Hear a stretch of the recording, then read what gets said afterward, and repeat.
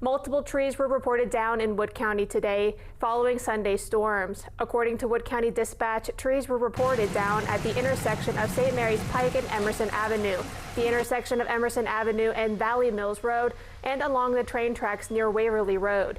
Dispatch also says that a fallen tree struck a car in Williamstown on West 4.5 Street at Highland Avenue. A separate tree also fell on West 4.5 Street into an apartment building, causing a complete collapse, according to Deputy Chief Paul Jordan of the Williamstown Fire Department. Jordan says that nobody was hurt in the complete collapse. The biggest thing is we had about 3 calls at the same time. One came in as a medical building here, which ended up being just a tree into the side of the building, but just a little bit of power lines.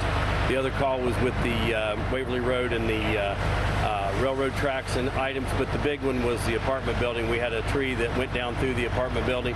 Everyone is fine. There was no entrapment. Everyone got out safe, but we had to isolate the gas, the electric, and everything there. But we did have a complete collapse with that building. Jordan added that the apartment is possibly unoccupied, but the department is assuming that at least 4 residents are displaced. We will keep you updated as we learn more.